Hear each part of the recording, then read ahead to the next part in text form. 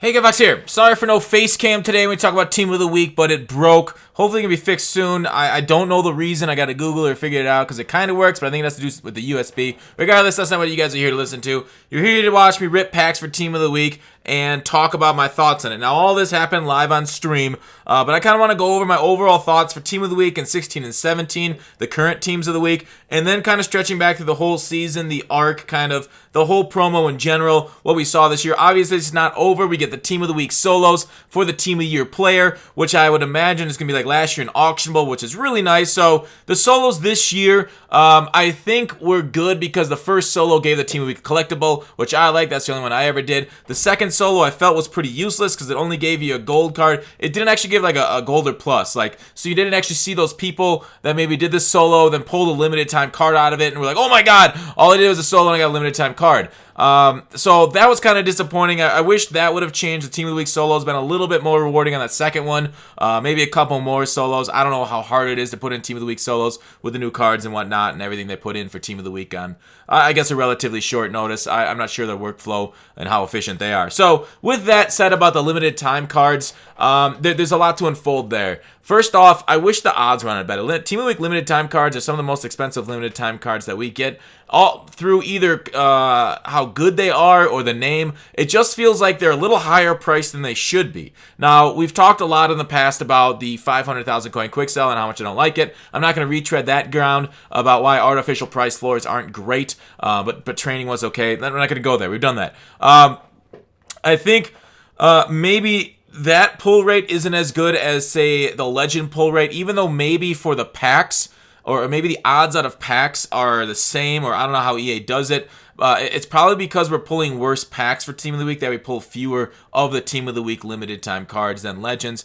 I don't know. I'm trying to guess at why it seems like there's so few of them versus other regular limited time cards, whether it's the overall or whatnot. They're a little bit too pricey for me, I guess is my point. Like, I would ideally want limited time cards because they have to be over 500k. I would ideally want them in like that 700, 800k range. If the name and the stats are super good, maybe push that to $1 million. But when we get a lot of these limited time cards that are sitting at like 1.3, that's where I'm kind of like, shoot, I really wish the pull rate was a little higher. Reward us a little bit more for them. So along with the solos giving out the ability to get a limited time, I think that would kind of counteract. So hopefully going forward, limited times pop out of packs a little bit better. That's kind of like my gripe for that, for the limited time cards. But getting back to what's good is that it feels like they listened to us a bit this year on Team of the Week more than other programs. It feels like they adapted it to the season based off player feedback, which I absolutely love. Like, they didn't just change it once or twice. I think they changed it like 3-4 times. We got the varied things that we saw. Like,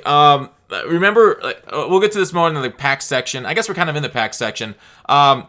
They were good and bad, but like, no, let me go to this later. Like, shoot, how do I want to organize this?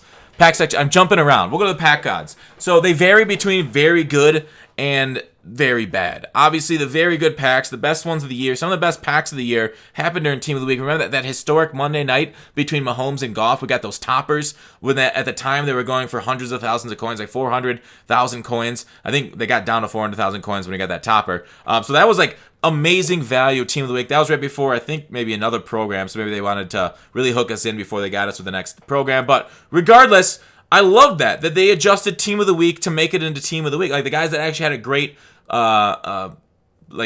week that week on the field. Like, that's what the Team of the Week program is. Like, for the first part of the year, not only do we have kind of like underwhelming packs, we didn't really have exciting players. It seems like they gave players that just had like regular old performances. Like, Dak Prescott got a card for throwing like for 50 yards. I know I'm being sarcastic, but for being like, and everyone's like, what? This isn't the Team of the Week. These aren't the guys that had the best week. So it just felt like guys got cards early in the year just because they needed cards and they weren't planned for them for promos. Like Khalil Mack got, like, they just waited and waited and waited. And we're like, where is he at Team of the Week? Like, give us the Mack, give us the Mack, give us the Mack. So I understand it's hard to change on a kind of a time scale, like a short time scale, and adapt your Team of the Week cards because of maybe you got them planned for next week for either a PTP or I don't know, some other type of promo like a Blitz, a Thanksgiving card, a Halloween card, so on and so forth. So I appreciate later on in the year that it feels like I didn't see that complaint as much like weeks like what 15, 16, by 14 in there.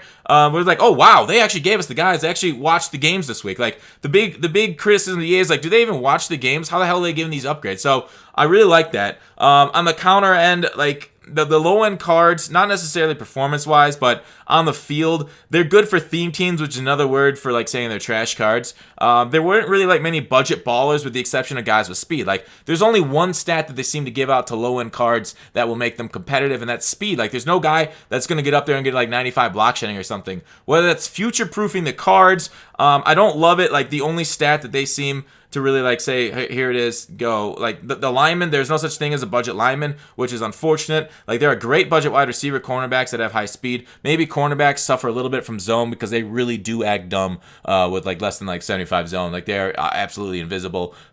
So I think that's something maybe they can afford to like shift in the future to the budget cards to actually be good. Maybe make them even better for theme teams. It's tough because I know that they'd have to like artificially nerf like awareness or other random stats to make one even higher. But I kind of want cards that can do something and do something that really good. It feels like it's more balanced around a game. I understand they're trying to make this game like real NFL, like how these players will play, like, but it doesn't feel like realistic. You know what I mean? Like at some point, like this guy's really good at this one thing, but maybe he only has 89 power move because he's in a 79 overall. Even well, that's even too extreme. Like he's 79 overall, so the max power move he can get is like 84, for example. Instead, like that guy's maybe just really good at that one thing, that power move, but he's trashed everything else. He got really low block shed, really low strength, really low speed.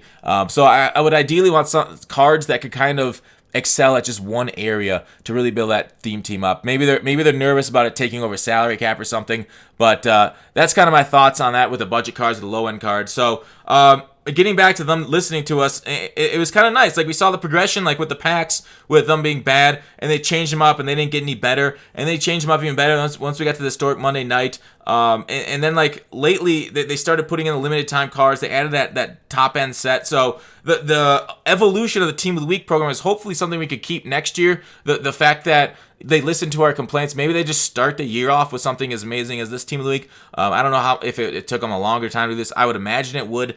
And it's 100% better than last year in 18. Team of the Week ended so much better than it started that it really gives me hope forward for the promo and for Mutt going forward. We'll see what kind of off-season content they have. We'll see what they do with Team of the Year. They've given a lot of cards, Team of the Week cards that I feel like might have been better in the playoff promo. So I'm a little nervous about the playoff promo coming. I would imagine Saturday, since they haven't teased anything tonight for Friday. But they've dropped stuff on us without teasing it before, especially around the holidays here. So because a lot of like those people that make like the blogs or like the promotion stuff are out of the office. Guru's been gone for a while. I don't know if he's back in the office yet, or if he's on some sort of island drinking a Mai Tai somewhere. So playoff promo, we don't know. Probably Saturday. Dropped on a Saturday last year. We'll see what kind of stuff they give us, whether it's been too short of a time span to put out both Team of the Week, all these cards, a double Team of the Week, and then also a program. I would expect the program to be similar to other programs we've seen, sets within sets for, 95s for the team, and then the 95s going to a master set like last year. Then we get the 95 backs NAT for like a 97 overall Mel Blunt Night Train Lane is kind of what we came to a conclusion on the podcast about. So,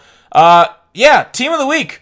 Kind of neat. I hope we get something next year like Football Outsiders come back to weekly. That's nice. As for this week's in the snow conversion, you can basically take your 95 auctionable snow card if you have it, melt it, trade it in for a 95 Team of the Week, and then you get your training points early rather than having to wait for the 7th for them to melt. So you can get that early, which is pretty nice. I did enjoy the snow melt, some one last hurrah to basically convert it over for Team of the Week. So that's what the packs are being pulled right now with.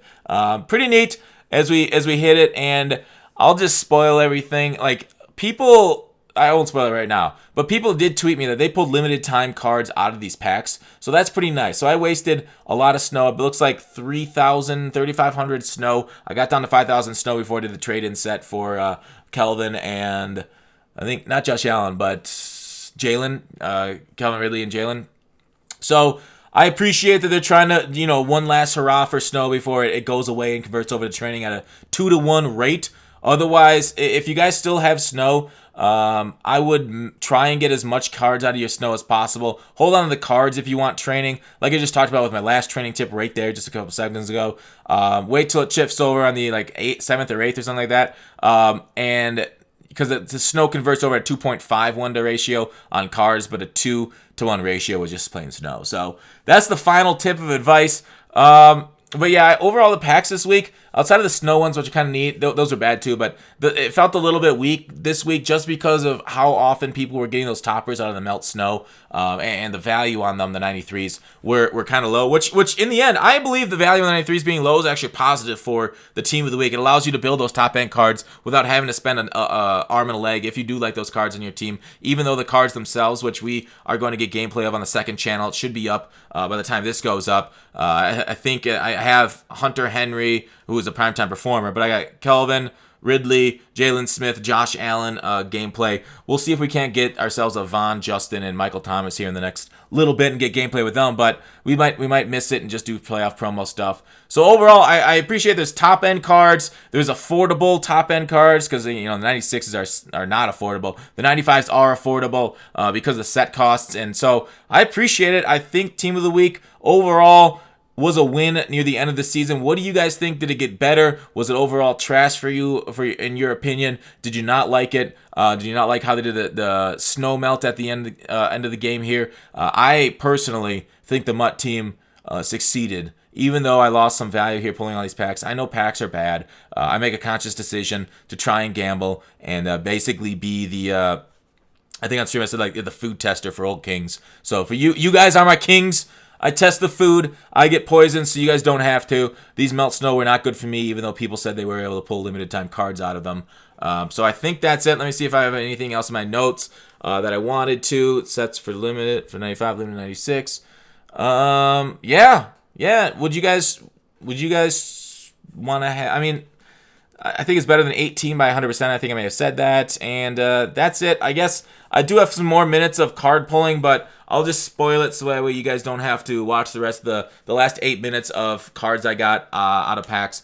They are trash. There's limited time Justin Houston I looked at on stream. He was able to get them, so that's what we were rooting for. We unfortunately didn't get it. We just got a bunch of low 80 overall Team of the Week cards that actually are not bad ideas to snipe for training because they're going really cheap because a lot of people are doing that snow set. So go ahead.